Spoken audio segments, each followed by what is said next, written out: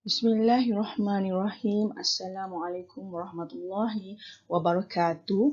Saya Mas Hasliza binti Haji Abdul Suin dan kawan saya Nur Hafirah binti Rosman dan juga Zulina binti Ishak. Kami daripada PDPP Sejarah Kumpulan SD2 IPG Ipoh ingin membentangkan kajian kerja khusus kami tentang analisis perkembangan sistem pendidikan di Malaysia dalam aspek kepelbagaian sosio-budaya dan implikasinya kepada peranan guru dalam merealisasikan hasrat yang terkandung dalam falsafah pendidikan kebangsaan. Kerja khusus ini adalah kerja khusus sosiologi dalam pendidikan dan juga falsafah dan perkembangan pendidikan di Malaysia. Seterusnya, perkara utama yang ingin kami bincangkan dalam kerja khusus ini adalah yang pertama, pengenalan iaitu definisi kepelbagaian sosio-budaya mengikut Kamus Dewan dan Tokoh dan juga kami akan mengaitkan sosio-budaya dengan sistem pendidikan. Yang kedua, kami akan menganalisis kepelbagaian sosio-budaya yakni membanding bezakan sosio-budaya di sekolah dengan perkembangan sistem pendidikan di Malaysia. Kami juga akan mengaitkan analisis ini dengan kompetensi 6C. Nombor 3, kami juga akan memberi implikasi kepelbagaian sosio-budaya terhadap pendidikan iaitu memfokuskan kepada peranan guru sebagai ejen sosialis dan juga mengaitkan dengan model reka bentuk pembelajaran. Akhir sekali, kami akan simpulkan kerja khusus kami ini dengan memberi kesan sosio-budaya kepada sistem pendidikan di Malaysia. Definisi sosio-budaya mengikut Kamus Dewan edisi keempat, sosio membawa maksud kepada kata awalan yang merujuk kepada perkaitan tentang faktor sosial atau masyarakat. Budaya pula ialah kemajuan akal fikiran, budi merangkumi cara berfikir dan berkelakuan dan sebagainya. Pengenalan definisi kepelbagaian sosio-budaya.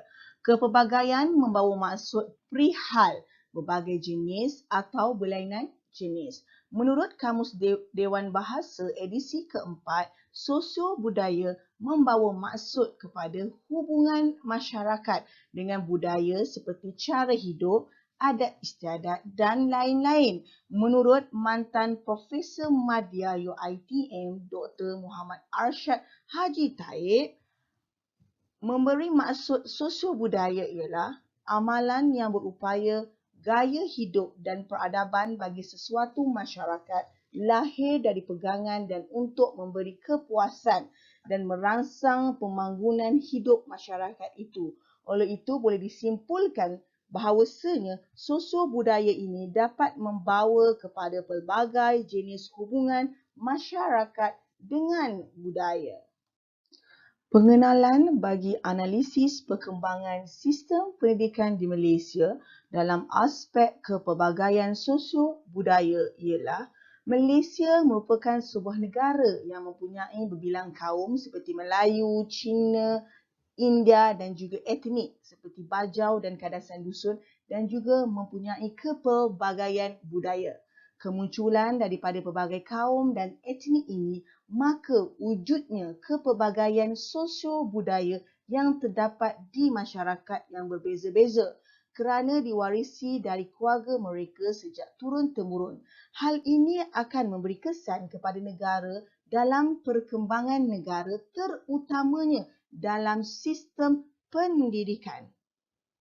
Dalam analisis kerja khusus ini, kami akan mengaitkan faktor yang mempengaruhi kepelbagaian sosio-budaya dari aspek bahasa, adat resam, agama dan kepercayaan, kelas sosial, jantina dan juga bangsa. Sebelum kami menerangkan faktor kepelbagaian sosio-budaya ini, ingin dulu kami terangkan perkaitan di antara kepelbagaian sosio-budaya dengan sistem pendidikan di Malaysia. Kepelbagaian sosio-budaya ini memberi kesan kepada perkembangan sistem pendidikan di Malaysia. Hal ini kerana Segala perubahan dalam sistem pendidikan di Malaysia sama ada dari aspek kurikulum dan pengajaran serta pembelajaran di sekolah yang direka bentuk dalam sistem pendidikan di Malaysia mestilah yang bersesuaian dengan kepelbagaian sosio-budaya yang terdapat di Malaysia. Sekolah merupakan tempat untuk murid-murid mempelajari dan memahami kepelbagaian sosio-budaya melalui pergaulan dengan rakan sebaya dan juga komuniti setempat. Justru, Kementerian Pendidikan Malaysia telah memperkenalkan pendidikan kepelbagaian budaya untuk memberi kesamaan peluang pendidikan untuk semua murid dari latar belakang yang berbeza bagi mengelakkan keciciran mereka untuk menerima pendidikan. Seterusnya, kepelbagaian sosio-budaya di sekolah telah mewujudkan sekolah yang berbilang bangsa seperti sekolah jenis kebangsaan Cina, sekolah jenis kebangsaan Tamil, sekolah rendah dan menengah harian, sekolah berasrama penuh, sekolah teknik, sekolah agama, sekolah pendidikan khas dan sekolah model khas. Sekolah ini diwujudkan untuk meraihkan kepelbagaian sosio-budaya yang terdapat di Malaysia. Oleh yang demikian, kita dapat lihat usaha-usaha kerajaan untuk memupuk perpaduan kaum serta memberi hak sama rata kepada semua kaum dan bangsa dalam pendidikan tanpa ada diskriminasi dari aspek latar belakang masyarakat yang berbeza. Kementerian Pendidikan Malaysia juga telah memperkenalkan aktiviti di sekolah seperti rancangan integrasi murid untuk perpaduan iaitu RIMUK untuk meraihkan kepelbagaian bangsa di sekolah. Seterusnya, kita pergi kepada faktor yang mempengaruhi kepelbagaian sosio-budaya dari aspek bahasa. Bahasa merupakan alat atau pewujudan budaya yang digunakan oleh manusia untuk saling berkomunikasi antara satu sama lain atau berhubung dengan orang lain. Melalui bahasa, manusia dapat menyesuaikan diri dengan adat istiadat, tingkah laku, peraturan masyarakat dan sekaligus mudah membiasakan dirinya dengan segala bentuk. Bahasa merupakan faktor yang sangat penting untuk memupuk perpaduan kaum dalam kalangan pelbagai kaum di Malaysia. Semua rakyat Malaysia, tidak kira bangsa atau agama, mestilah menguasai bahasa Melayu kerana bahasa Melayu sebagai lambang martabat kepribadian rakyat dan kedaulatan negara. Melalui penggunaan bahasa Melayu sebagai bahasa kebangsaan atau medium utama komunikasi, maka perhubungan yang baik dapat dibentuk dan dijalinkan di antara setiap individu masyarakat yang mempunyai kepelbagaian sosio-budaya serta segala maklumat dapat disampaikan dengan mudah dan difahami oleh semua kaum. Justeru, mari kita lihat analisis berkaitan bahasa dengan sistem pendidikan di Malaysia, iaitu dalam sistem pendidikan Malaysia sebelum merdeka terdapatnya dalam laporan Penyata Razak 1956 di mana bahasa ibunda kaum masing-masing digunakan untuk berkomunikasi di sekolah vernacular, iaitu sekolah Melayu, sekolah Cina dan juga sekolah Tamil. Maka untuk mencapai komunikasi yang seimbang di antara semua kaum di tanah Melayu, maka bahasa Melayu telah diperkenalkan sebagai bahasa rasmi. Justru Perlembagaan Malaysia dalam Perkara 152 memperuntukkan bahasa Melayu sebagai bahasa kebangsaan dan bahasa rasmi Malaysia. Dalam sistem pendidikan Malaysia mengikut Akta Pendidikan 1996 di mana bahasa Melayu dijadikan sebagai bahasa kebangsaan dan bahasa pengantar di semua institusi pendidikan dalam sistem pendidikan kebangsaan kecuali sekolah jenis kebangsaan Cina dan Tamil. Namun begitu, sekolah jenis kebangsaan Cina dan Tamil ini perlu menjadikan bahasa kebangsaan sebagai mata pelajaran wajib. Di sini jelas menunjukkan bahawasanya kepelbagaian disebabkan kepelbagaian sosio-budaya, maka perubahan pada sistem pendidikan di Malaysia dengan menggunakan satu bahasa, iaitu bahasa Melayu sebagai bahasa rasmi telah diperkenalkan. Maka wujud integrasi kaum dan melahirkan bangsa Malaysia menjelang tahun 2020. Selanjutnya, kita lihat perkaitan elemen bahasa dengan kompetensi NAMSI iaitu komunikasi. Kita dapat lihat melalui penggunaan bahasa Melayu sebagai bahasa pengantar di semua institusi pendidikan, maka telah wujudnya komunikasi dua hala dengan penggunaan bahasa yang sama dan difahami oleh semua kelompok individu. Maka semasa aktiviti pembelajaran, penggunaan bahasa Melayu digunakan, maka murid dapat berkomunikasi secara koheren dan kesinambungan dengan guru dan rakan sebaya. Maka elemen kompetensi NAMSI iaitu komunikasi dapat diterapkan untuk menghasilkan pembelajaran yang bermakna untuk murid. Seterusnya, faktor yang mempengaruhi kepelbagaian sosio-budaya dari aspek kedua iaitu adat resam. Setiap masyarakat di Malaysia mempunyai adat resam. Adat membawa maksud peraturan yang telah diamalkan. Adat resam ialah merupakan peraturan yang telah diamalkan sejak turun-temurun, iaitu dahulu kala dari nenek moyang dalam sesebuah masyarakat. Adat resam ialah cara yang sudah menjadi kebiasaan dalam kehidupan yang diwarisi turun-temurun dalam sesebuah masyarakat. Adat resam bagi setiap kaum di Malaysia seperti kaum Melayu, Cina dan India merangkumi aspek kehidupan mereka iaitu dari aspek kelahiran, perkahwinan sehinggalah kepada aspek kematian. Justeru melalui kepelbagaian sosio-budaya ini maka wujud kepelbagaian adat resam dalam sesebuah masyarakat. Seterusnya, mari kita lihat perkaitan adat resam dengan sistem pendidikan di Malaysia. Dalam sistem pendidikan di Malaysia, subjek sejarah telah diperkenalkan pada kurikulum Standard Sekolah Rendah KSSR pada tahun 2014 yang merangkumi 4 tema iaitu sejarah awal negara, kedaulatan negara dan kemakmuran negara. Dalam sistem pendidikan Malaysia, melalui pengenalan sukatan pelajaran sejarah ini, maka ia memberi pendedahan kepada murid-murid untuk memahami kepelbagaian sosio-budaya dari aspek adat resam dalam sukatan pelajaran sejarah yang diperkenalkan pada tahun 6.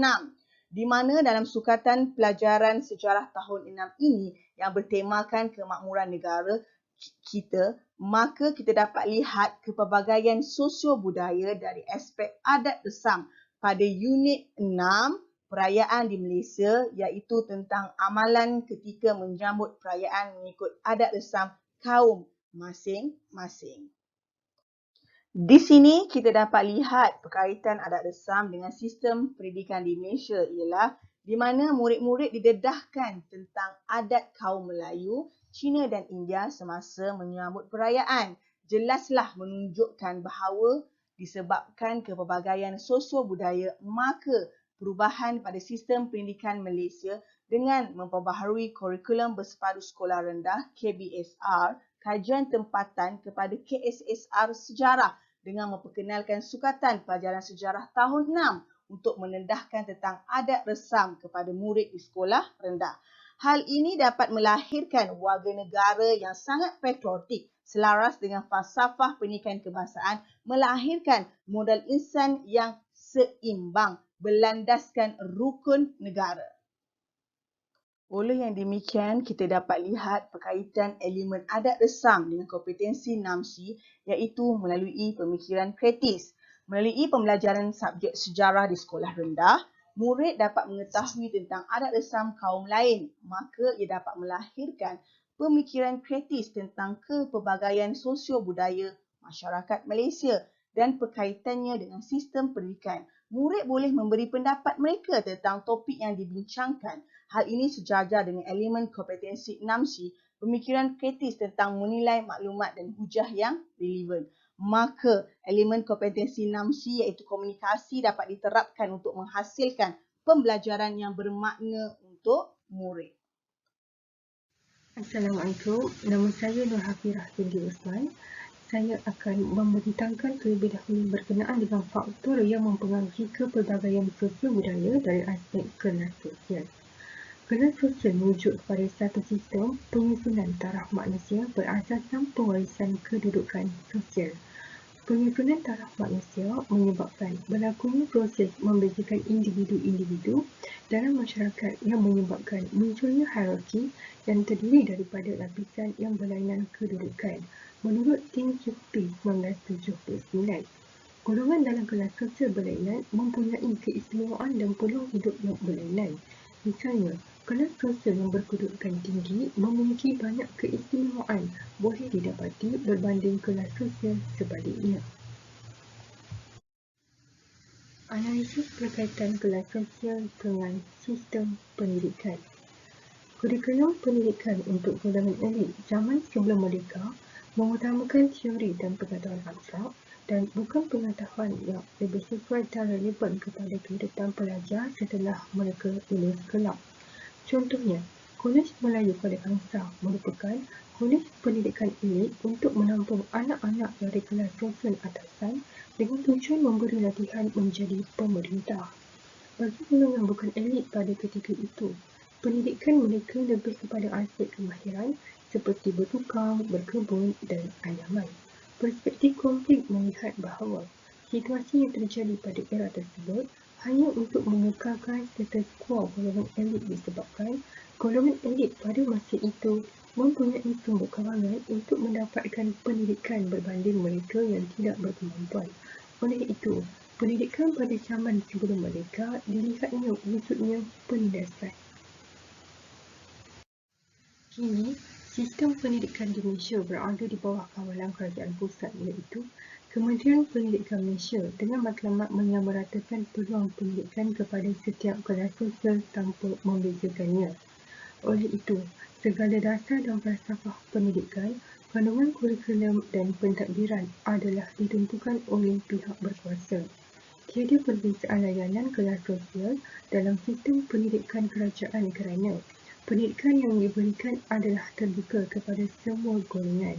Misalnya, penerimaan peruntukan belanjawan 2021 sebanyak 50.4 bilion melibatkan penambahbaikan sistem pendidikan dilaksanakan tanpa mengira kelas sosial sama ada masyarakat bandar atau luar bandar.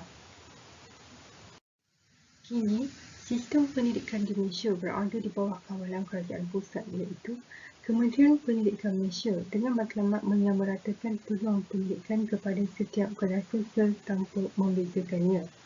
Oleh itu, segala dasar dan falsafah pendidikan, kandungan kurikulum dan pentadbiran adalah ditentukan oleh pihak berkuasa. Tiada perbezaan layanan kelas sosial dalam sistem pendidikan kerajaan kerana pendidikan yang diberikan adalah terbuka kepada semua golongan. Misalnya, penerimaan peruntukan belanjawan 2021 sebanyak 50.4 bilion melibatkan penambahbaikan sistem pendidikan dilaksanakan tanpa mengira kelas sosial sama ada masyarakat bandar atau luar bandar.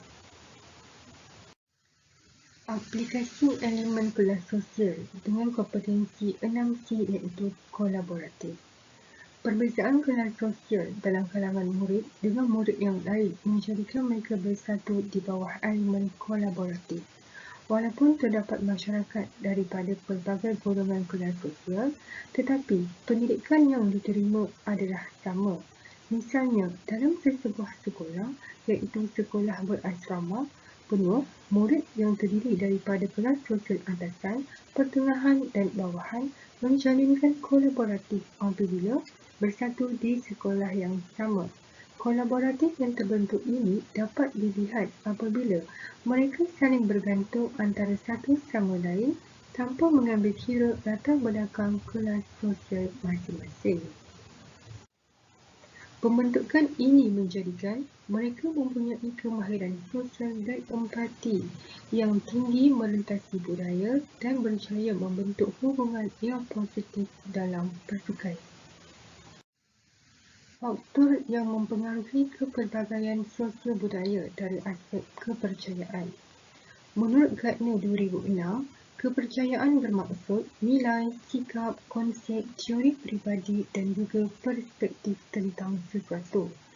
Cunningham dan rakan-rakan pada tahun 2005 memperincikan bahawa kepercayaan merujuk kepada struktur asas yang dibina secara sedar atau tidak sedar bagi memberi panduan kepada seseorang untuk berfikir, bertindak dan membuat pilihan, perspektif pertimbangan dan keputusan terhadap sesuatu perkara. Kepelbagaian pandangan dalam sesuatu perkara telah menyebabkan wujudnya kepelbagaian sosial budaya. Kepercayaan setiap kaum, etnik dan masyarakat adalah berlainan walaupun mereka tinggal di sebuah negara yang sama. Perkembangan pendidikan orang Melayu di negara ini pada peringkat awalnya adalah dalam bentuk yang tidak formal disebabkan terdapat berkaitan dengan sejarah perkembangan dan penyebaran Islam di tanah Melayu. Pada masa itu, masyarakat percaya kepada sistem pendidikan yang menitik beratkan ilmu-ilmu keagamaan berbanding pendidikan formal. Jelas dapat dilihat pada masa itu, terdapat kelompok masyarakat Melayu, mereka menghantar anak-anak mereka ke sekolah pondok bagi mendapatkan pendedahan dalam bidang keagamaan. Terdapat juga sekolah-sekolah membalik Kristian yang menyebabkan wujudnya golongan masyarakat Melayu yang tidak mahu anak mereka dihantar ke sekolah tersebut kerana mereka percaya bahawa kepercayaan masih terbatas dalam sistem pendidikan pondok. Pembelajaran di peringkat sekolah pada hari ini tidak berdasarkan kepada pemilihan jenis sukatan pelajaran di sekolah tersebut kerana sukatan yang sedia ada ini telah ditetapkan oleh Kementerian Pendidikan Malaysia. Adalah tidak menjadi masalah lagi bagi sesetengah golongan-golongan tertentu dalam sistem pendidikan pada hari ini untuk menghantar anak-anak mereka ke sekolah yang ada. Mata pelajaran pendidikan Islam dan bahasa Arab diajar kepada pelajar beragama Islam, manakala pendidikan moral diajar kepada bukan beragama Islam. Hal ini menjelaskan bahawa pada hari ini sistem pendidikan bukan terhad dalam satu bidang aliran sahaja. Walhal, terdapat pelajar yang bukan beragama Islam menguasai mata pelajaran bahasa Arab iaitu Wisconsin yang mendapat keputusan A dalam PMR pada tahun 2010.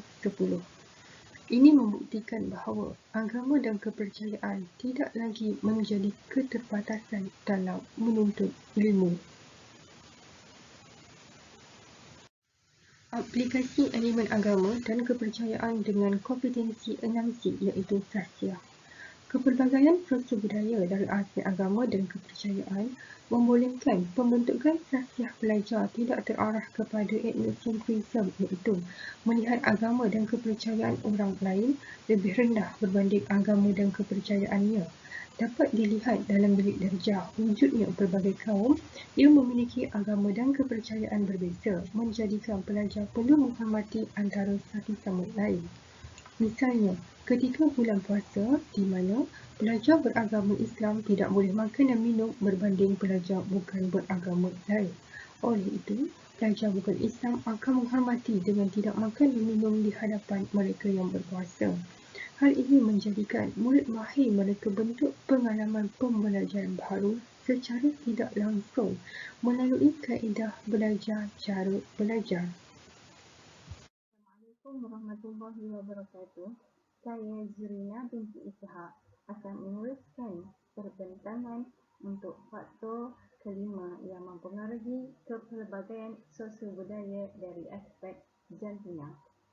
Menurut Pertubuhan Kesihatan Sedunia (WHO), merujuk jantina kepada satu dimensi teras daripada manusia yang merangkumi perbezaan seksual dan identiti, orientasi, orientisme, emosi dan pembiakan. Ia dialami dan dinyatakan dalam fikiran, fantasi, keinginan, keyakinan, sikap, aktiviti, nilai-nilai, amalan, peranan, interaksi, biologi, psikologi, sosioekonomi, budaya dan sebagainya. Dalam bahasa Inggeris, perkataan seks merujuk kepada jantina yang ditentukan oleh fisiologi. Bagaimana wanita dan lelaki diklasifikasikan merujuk ciri-ciri biologikal yang ada pada setiap jantina dengan dipanggil biological determinants. Analisis berkaitan jantina dengan sistem pendidikan. Menurut Prof. Nozan Fauziah Yaakob 1907, zaman penjajahan peluang diberikan kepada lelaki manakala golongan perempuan dinafikan untuk menerima pendidikan. Hal ini jelas disokong dengan pernyataan yang mana orang Melayu pada zaman penjajahan tidak mahu anak perempuan mereka ke sekolah kerana tidak mahu anak perempuan mereka akan memalukan mereka nanti, iaitu mengikut cara hidup barat, dan mereka juga berpendapat bahawa anak perempuan tidak perlu untuk belajar tinggi kerana tempat mereka akhirnya hanya di rumah sahaja. Menurut Santrok 2008, estimkan diri pelajar lelaki dan perempuan adalah sama pada masa masuk, tetapi estimkan diri pelajar perempuan merosot apabila mencapai pertengahan persekolahan. Pelajar perempuan lebih banyak memerlukan bantuan latar berbanding lelaki. Juga bergantung kepada budaya hidup etnik. Pelajar lelaki kebanyakan boleh berfikir secara pantas dan ada juga pelajar yang mengambil masa yang panjang untuk memahami dan bertindak. Selain itu juga, pelajar perempuan lebih tekun memberi perhatian di dalam kelas manakala pelajar lelaki lebih mendapatkan perhatian guru. Hal ini jelas membuktikan perbezaan gender ataupun jantina itu sendiri bukan hanya mempengaruhi perbezaan dari segi cara hidup, malah perbezaan dalam pendidikan juga. Aplikasi elemen jantina dengan kompetensi 6C iaitu sosial. Dari segi sosial, ketika di dalam kelas, pelajar perempuan lebih tekun memberikan perhatian dalam pembelajaran, mematuhi peraturan bilik darjah dan sekolah. Mereka juga lebih kemas dan teratur dan menunjukkan prestasi baik pada peringkat rendah, manakala pelajar lelaki menunjukkan prestasi lebih baik pada peringkat menengah. Pelajar lelaki lebih mendapatkan perhatian guru dalam pembelajaran dan interaksi dengan guru. Pelajar lelaki ini lebih baik dalam pelajaran pengiraan dan lemah dalam mata pelajaran sastra dan bahasa. Perbezaan dari segi sosial ini jika diterapkan dengan kompetensi 6C iaitu kecekalan, ketabahan, ketekunan dan ketahanan, maka ia akan menghasilkan walaupun berlainan jantina tapi mampu melaksanakan tugasan bersama-sama memberi sokongan di antara satu dengan yang lain. Faktor seterusnya iaitu faktor ke-6 yang mempengaruhi kepelbagaian sosio-budaya dari aspek bangsa. Bangsa bermaksud kumpulan manusia yang sama asal-usulnya serta serupa sifatnya. Ia juga boleh ditakrifkan sebagai perkataan lain bagi kaum, contohnya Melayu, Cina dan India. Integrasi sosial merupakan proses menyatupadukan pelbagai kelompok melalui satu identiti bersama dengan menghapuskan perbezaan dan identiti masyarakat. Proses integrasi sosial melibatkan yang pertama, akulturasi iaitu penerimaan unsur kebudayaan dalam kalangan individu atau kelompok dari sesuatu kebudayaan yang berbeza, itu dipanggil meminjam unsur kebudayaan.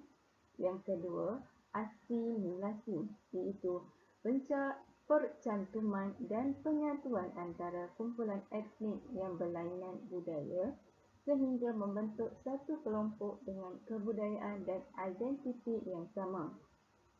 Kesanggupan etnik minoriti menghilangkan identiti mereka dan menerima identiti kumpulan etnik majoriti. Contohnya, seperti makanan setempat ataupun cara berpakaian, iaitu baju kurung. Yang ketiga, amalgamasi, iaitu proses mencampur adukkan identiti kebudayaan pelbagai kaum dan membentuk budaya serta ras baru, contohnya perkahwinan campur. Murid-murid sekolah terdiri daripada pelbagai bangsa Melayu, Cina, India, Iban, Bumiputera Sabah dan sebagainya. Setiap bangsa mempunyai budaya, cara hidup yang tersendiri seperti cara pemakaian, pemakanan, perayaan dan sebagainya. Contohnya, orang Melayu dikenali dengan memakai baju Melayu, kurung, kain pelikat, songkok dan makan laksa, kuih koci, buah melaka, kuih lapis dan nasi lemak.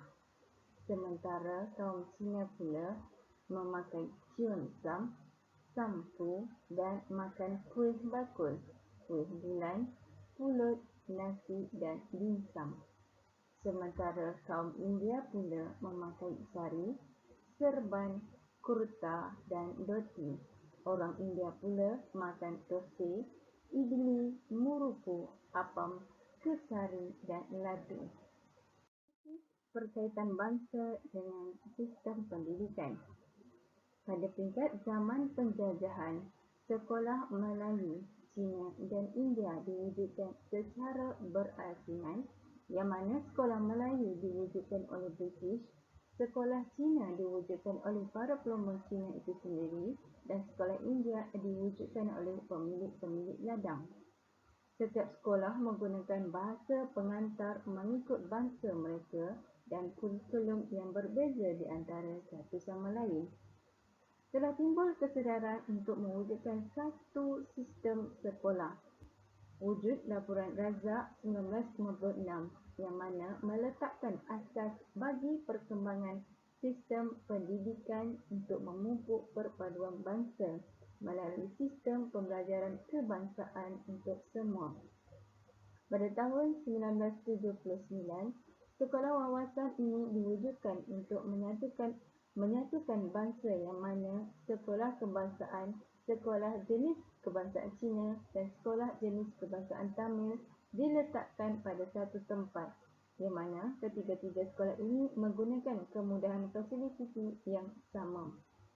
Pada masa sekarang ini, sekolah bestari telah diwujudkan yang mana sekolah ini mempunyai pelajar dari pelbagai bangsa dan etnik, yang mana sekolah ini mempunyai kemudahan ICT yang baik untuk membantu capaian internet lebih baik bagi murid-murid mengetahui hubungan bangsa dan etnik ini. Di sini jelaslah langkah-langkah yang telah diambil dalam sistem pendidikan mampu mewujudkan bangsa yang bersatu dalam sistem pendidikan walaupun pada asalnya mempunyai bangsa yang berbeza. Aplikasi elemen bangsa dengan kompetensi 6C iaitu komunikasi. Melalui kepelbagaian bahasa dari pelbagai bangsa yang wujud di sekolah dan universiti, membolehkan pelajar yang bangsa Melayu boleh bertutur fasih dalam bahasa lain seperti Cina, Tamil dan sebagainya. Begitu juga dengan bangsa Cina dan India. Penerapan kompetensi 6C iaitu komunikasi melalui komunikasi yang menepati audiens. Ia amat membantu murid yang berlainan bangsa akan memahami dan membantu mengeratkan lagi hubungan di antara mereka. Komunikasi yang berkesan dapat membantu setiap bangsa memahami berkaitan budaya dan bangsa masing-masing. Penyatuan bangsa ini amat penting dalam menjamin keharmonian dan penyatuan terus utuh dalam sesebuah negara. Maka elemen 6C ini haruslah diterapkan dalam diri setiap murid. Implikasi peranan guru dari sudut aspirasi dan jangkaan guru ialah guru hendaklah sedar potensi pelajar bukan sekadar hanya pada kelas sosial jantina maupun bangsa, namun perspektif tersebut perlu diubah supaya mengelakkan guru dari memberi layanan yang tidak adil dan melabelkan generalisasi kepada murid. Guru perlu menyediakan aktiviti pembelajaran kepada semua murid tanpa mengira kaum dan bangsa, kepelbagaian sosio-budaya semasa menjalankan aktiviti pengajaran dan pembelajaran. Amalan pedagogi yang baik tanpa mengira kaum dan jantina supaya tidak wujud diskriminasi pada murid.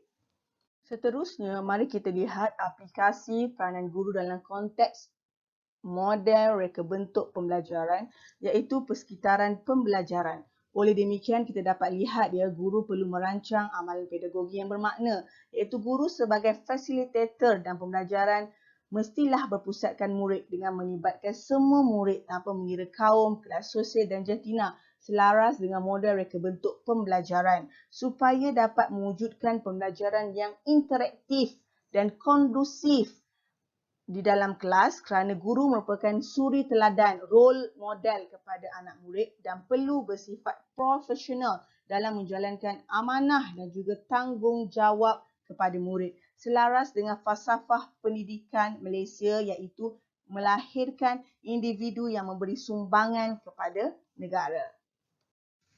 Okey, seterusnya kita akan lihat kepada implikasi peranan guru dari sudut pemilihan bahan sumber.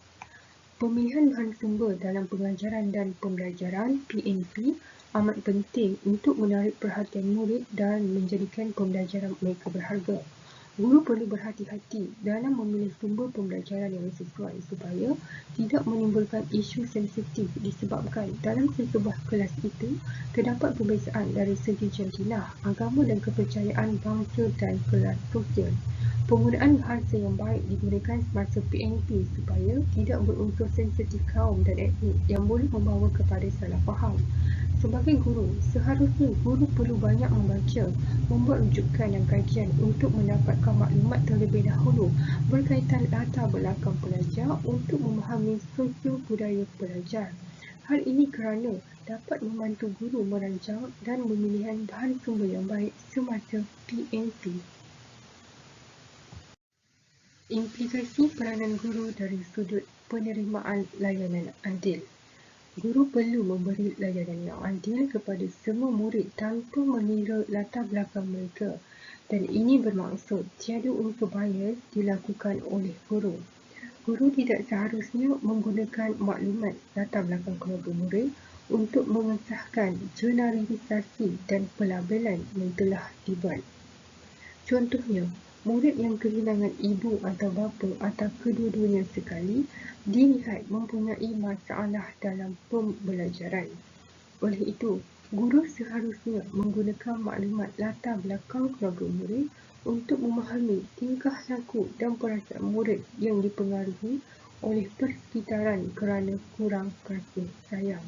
Apabila guru memahami situasi murid, guru dapat merancang pembelajaran yang baik dengan memberikan layanan adil terhadap murid dari kelompok ini dan tiada istilah diskriminasi dan kesan self-fulfilling prophecy dapat dielakkan. Guru dari sudut pedagogi dan strategi pembelajaran. Tugas guru adalah untuk menyediakan pengajaran dan pembelajaran yang selaras dengan pengalaman dan keupayaan serta budaya pelajar. Pembelajaran yang berkesan akan mudah berlaku sekiranya bahan sumber pembelajaran sesuai dengan pengetahuan dan budaya pelajar. Motivasi pelajar akan meningkat dan pembelajaran akan menjadi lebih berkesan kerana contoh yang digunakan berkaitan dengan pengalaman pelajar. Guru-guru perlu berhati-hati dalam memilih sumber pembelajaran yang sesuai. Walaupun buku teks disediakan, guru perlu menyediakan sumber tambahan yang sesuai dengan pengalaman pelajar agar pembelajaran bermakna boleh berlaku. Guru hendaklah mengelakkan unsur-unsur negatif dan sensitif bagi mana-mana akademik. Dari sudut pengurusan bilik darjah dan pengurusan hubungan. Tugas guru secara eksplisit adalah mengajar dan melaksanakan kurikulum formal, tetapi secara realitinya guru menguruskan hubungan di dalam bilik darjah agar pembelajaran yang berkesan boleh dicapai. Melalui bilik darjah, kawalan tingkah laku dianjurkan melalui peraturan dalam rutin bilik darjah. Pematuhan peraturan menjadi satu keperluan untuk mewujudkan suasana yang terkawal. Guru-guru juga boleh menggunakan kajian sosiometri untuk melihat hubungan antara pelajar di dalam bilik darjah. Paparan sosiogram dapat menunjukkan hubungan antara pelajar. Hasil kajian ini dapat digunakan untuk membina hubungan dan penerimaan antara pelajar. Sebagai penutup, dapat disimpulkan bahawa kepelbagaian sosiobudaya memberi kesan secara langsung terhadap perkembangan sistem pendidikan, terutamanya dalam suasana pembelajaran di sekolah. Sosiobudaya dalam pendidikan adalah satu perkara yang perlu untuk mewujudkan keharmonian dan keamanan untuk sesebuah negara.